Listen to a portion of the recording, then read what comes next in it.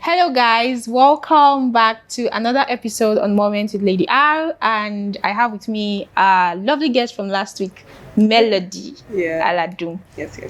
So today we'll be talking about honest conversations. Honest conversations. Maybe you've had them, maybe you've not, but there's something called honest conversations. So she'll be telling us so much on it. So Melody, you have the floor. What are honest conversations? Yeah. It's always amazing to be here. I mean, you're beautiful as always. You're easy to behold. Thank you. Yeah, so it's good to be here again. So we're talking about honest conversations today.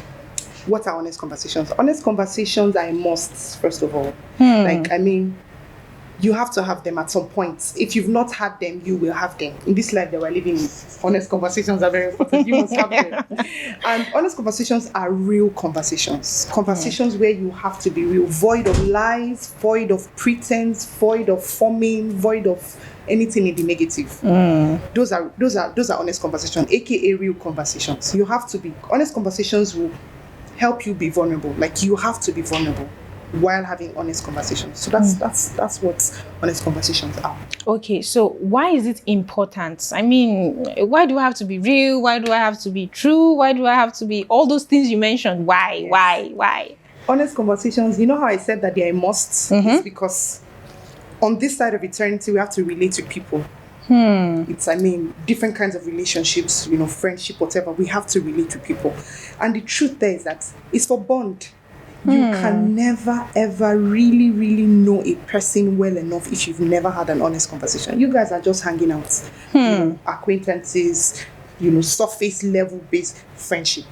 If you ever want to transition from any phase of any relationship, and when I say relationship, it's not just romantic relationships, friendships, you guys want to move from just normal classmates to now becoming friends, there must be a point where you would have an honest conversation.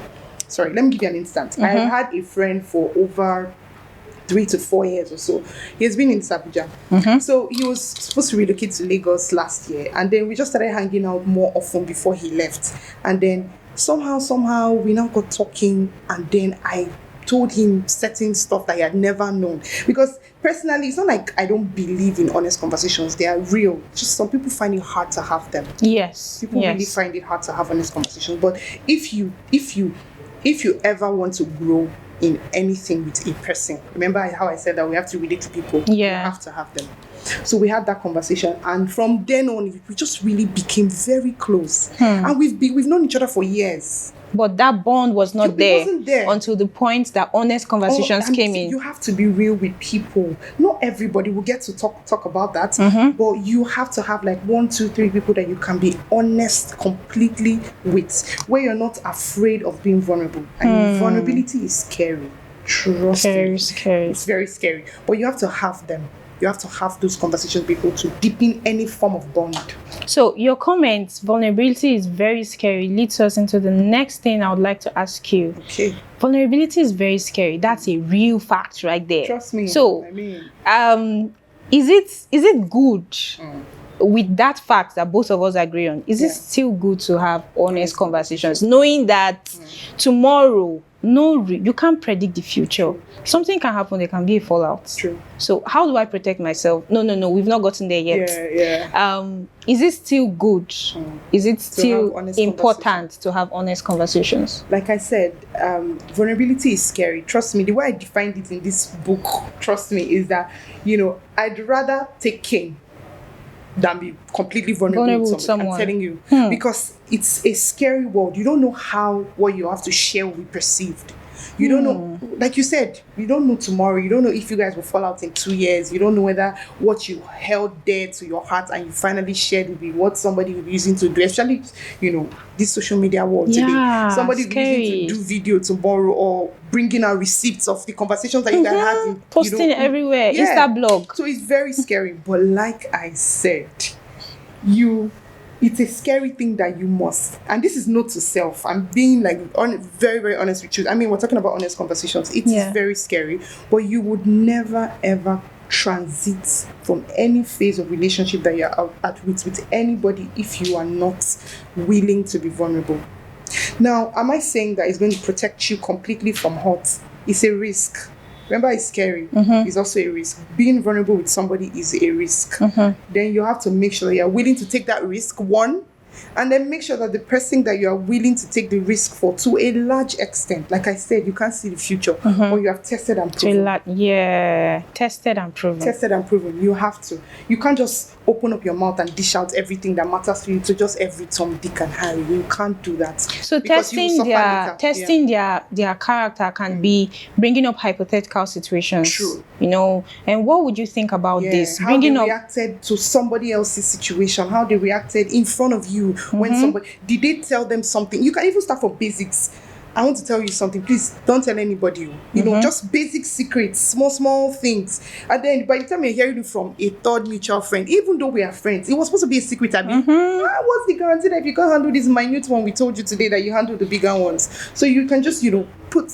I'm not saying test people, right? But please let them be worthy of your information. I feel like an easy way to do that is, for me, if someone can tell you about people, they'll tell people about you.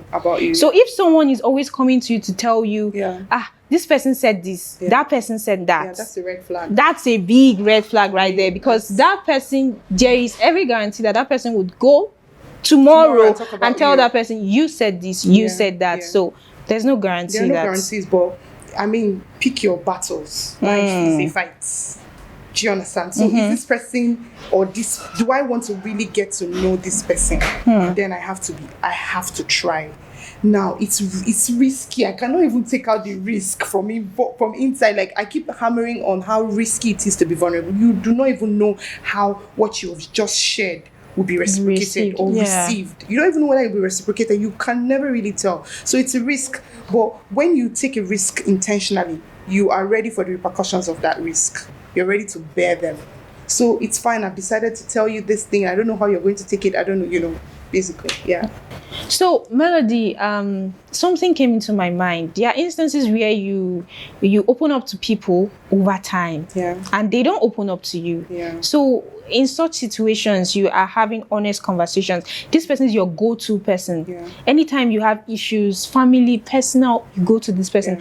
But this person doesn't see you as their go-to person. Is that a problem? How do you handle that? It might not be that the person doesn't see you as their go-to person. Trust me, I can relate with this because I have been the kind of person where people have had to talk to and tell different kind of problems that they were having, and requiring that I counsel them or requiring that I give them my view on it. So if it depends, the person can be sharing an experience with me that I've never experienced or never gotten close to experiencing. So it can never be a par. Do you understand? It can never be like, okay, so I told you this thing, so you should tell me something like this. Do you understand? Experiences differ. And like I said, you are responsible for this risk that you're taking. You cannot take it away. So you are taking this risk, understanding that this person may not open up to you as well. Exactly. You must, because if you try to take out the fact, Jesus Christ died for us. He did not expect, do you understand? He did not wait for us to accept him first. In fact, he did it blindly. So he loved us before we loved him. Do you understand? He was not even sure that if they tell these people now that I died for them, they will all of them willingly accept. It was a risk he took, and he knew that. People till today, this beautiful message that of the fact that Jesus Christ died for us, are unwilling to accept it. Is it not awesome enough for anybody? Let's go. Do you understand? Someone loved you enough that he gave his life for you. Do you understand? But he fully knew that it is possible that this love will be thrown back at his face. It's possible that people will not accept this love, but he died all the same, regardless. So you are saying that the decision to have honest conversations and be vulnerable with someone is depending on the value you place on that relationship. On the relationship and on the person. And knowing that regardless of the value, that it is a risk that you are deciding to take intentionally. And that it is this risk. And you know how you if you're starting a business, right, and you're like the one sponsoring it and everything, you know that anything, it's like a sole proprietor now, anything that has to do with that business, it's failing, whatever, is you. So if they tell you the risks involved and you still go ahead to embark on that business, you know that anything that comes is you.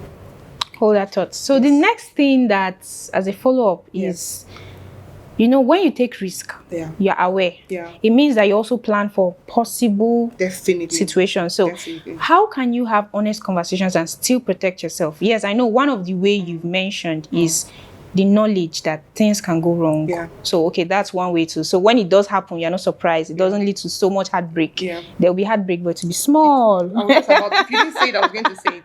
So There are no guarantees. So what are the other ways for you to protect yourself and still have honest conversations? From people, like protect yourself from Emotional hurt, yes. The thing is, there are no guarantees. I cannot even tell you now that if you follow 3 steps, you will not be emotionally hurt. There's no 3 steps. Do you understand? The thing is, be cautious. Because this choosing to be vulnerable, this choosing to have honest conversation starts from somebody. Maybe you're not the one that started it, somebody else started it, and then you're like, maybe your friend just decided to be real with you, and you're like, oh wow, you never knew that thing about that person, the person opened up to you about it. It can actually make you want to open up to the person about whatever you're going through as well. But whoever, it might not be you, but you're here, it's you now, it's me and you that is having this conversation. Yeah. So it might not be, it might be the other person, but whoever decides to be real and have an honest conversation and be vulnerable is taking a risk, and there are no guarantees. So you have to be cautious. Make sure that test people. When I mean test people now, there's a negative way to look at it, but I'm talking about the positive way to test people. Like look at their track record, yes, look at their pattern. Exactly. Let people be able to, let people be deserving of your love. Let people be deserving of the access you give to them, because you, in the end, you'll be the one to get the brunt of the whole thing.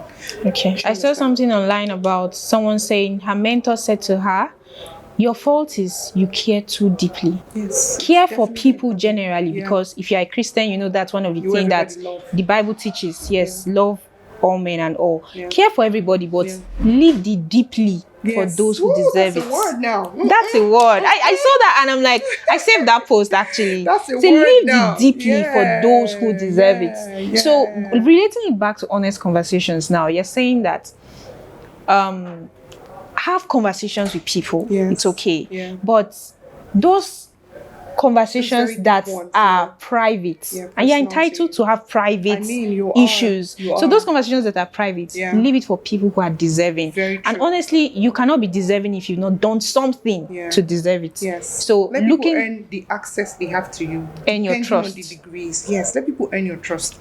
The fact that you're hanging around me does not mean I should come and tell you what's happening between me and my father and my mother. Do you understand? You have not gotten to that. It's like that with life.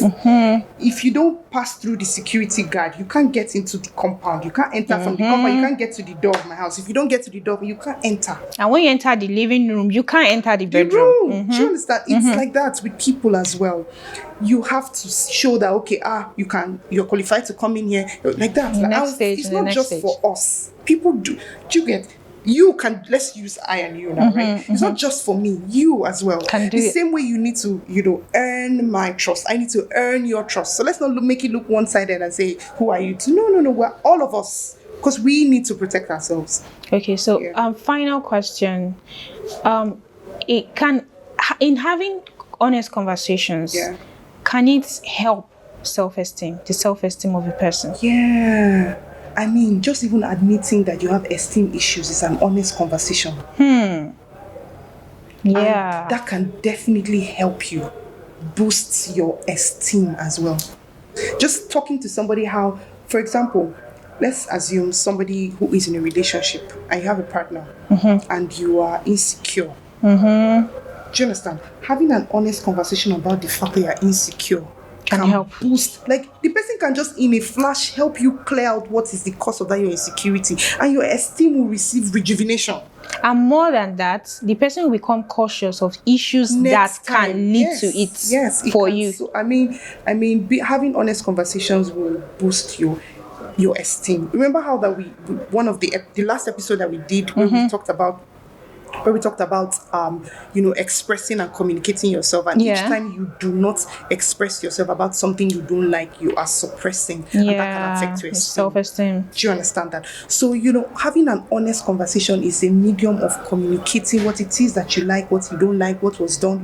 It's a medium of communicating your boundaries. And automatically, when you communicate effectively, and you're understood, your self-esteem will Such go a up. good. What are we I'm a talking good about? student I'm now. telling you, and we don't know that you have a very sharp memory. So yes, basically, So- if you do that, if you have honest conversations, it will help your esteem. You will know that this thing, I don't need to go back home and be thinking about it. I can have it here with you now. You clear up the doubts, clear up the whatever. Know the boundaries so you don't cross it next time, and then we're good. You don't need to go home and soak your pillow with You tears don't at need night. to. You That don't part need to. really touches my heart. You don't know? you don't need to. You can, and then you'd find out that the conversation, there's the atmosphere and the opportunities there for that honest conversation, and it will do you a world of good.